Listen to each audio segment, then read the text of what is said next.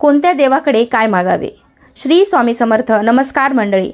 आपण सतत देवाकडे आणि माणसाकडे काही ना काहीतरी मागतच असतो. लहानपणी देवाला प्रार्थना करायला सांगताना मोठी माणसे सांगत असत की गणपतीकडे बुद्धी मागावी, लक्ष्मीकडे धन मागावे, सरस्वतीकडे विद्या मागावी वगैरे वगैरे. आपल्या दैनंदिन आवश्यकता भागवण्यासाठी आपण अनेक जणांकडे अनेक गोष्टी मागत असतो.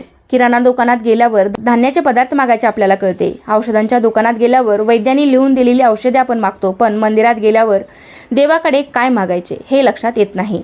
पूर्व सुकृतामुळे देव आपल्यावर प्रसन्न झाला आहे असे समजूया. समजा देव आपल्या समोर येऊन उभा राहिला आणि म्हणाला, तुला काय हवे ते माग. तर त्यावेळी आपण गोंधळून जाऊ. आपण वाचलेल्या आणि ऐकलेल्या गोष्टीतून देवाकडे कुणी काय मागितले ते आठवायला लागते.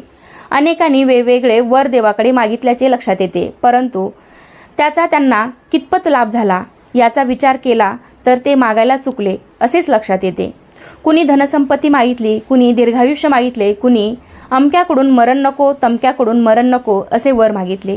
हल्ली कुणी नोकरी, गाडी, बंगला, बायको, मुले मागतात. जन्माला आला तर तो मरणारच आहे. मिळालेले धन इथेच सोडून जाणार आहे. बायको, मुले हे काही काळापुरते साथी आहेत याचा त्यांना विसर पडतो. देव इच्छित वर देतात, परंतु वर मागणाऱ्याला त्याचा लाभ होतो का याचे उत्तर नाही असेच येते.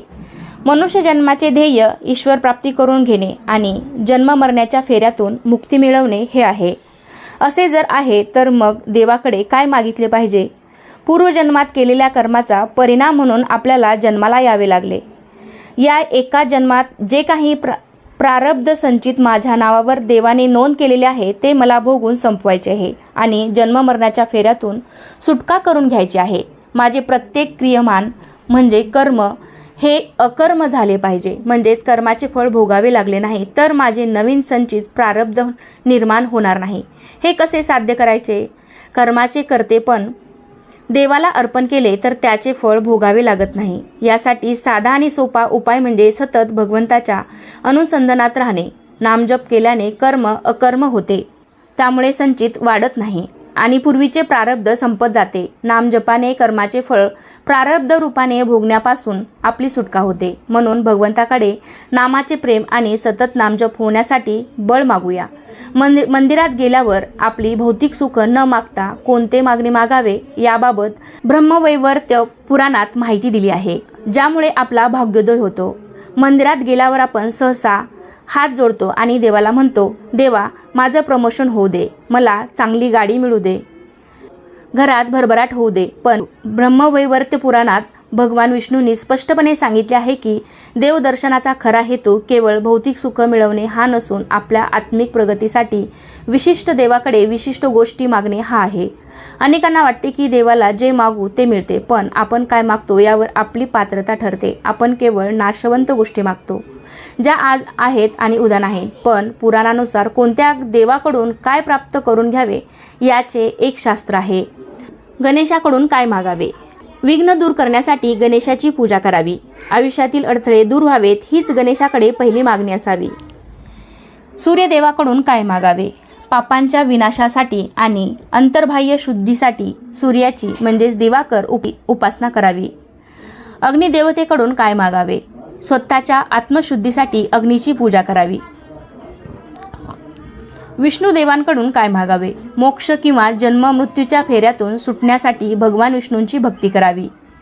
शिवाकडून काय मागावे? आत्मज्ञानासाठी आणि सत्य समजून घेण्यासाठी भगवान शंकरांची उपासना करावी. शक्ती किंवा देवीकडून काय मागावे? बुद्धीच्या विकासासाठी आणि विवेक जागृत करण्यासाठी आदिशक्तीची म्हणजेच पार्वती शिवा यांची पूजा करावी.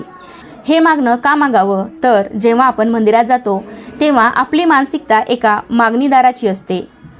आपण ईश्वराची सौदेबाजी करतो. पण विचार करा, ज्याने हे संपूर्ण विश्व निर्माण केले आहे त्याला तुमचे घर, गाडी किंवा पैशाच्या गरजा माहीत नाहीत का?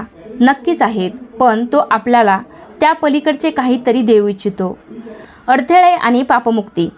आपल्या प्रगतीत सर्वात मोठे अडथळे आपले प्राक्तन आणि पाप असतात. म्हणून गणपतीकडे विघ्नहर्ता म्हणून आणि सूर्याकडे पापविनाशक म्हणून प्रार्थना करावी. जेव्हा पाप आणि अडथळे दूर होतात तेव्हा प्रगतीचा मार्ग आपोआप मोकळा होतो. ज्ञान आणि बुद्धी. पैसा असूनही जर बुद्धी नसेल तर तो पैसा टिकत नाही. म्हणून भगवान शंकराकडे ज्ञान आणि देवीकडे तीव्र बुद्धी मागावी. हे 2 गुण असतील तर तुम्ही जगात कुठेही सुखी राहू शकता. अंतिम ध्येय मोक्ष.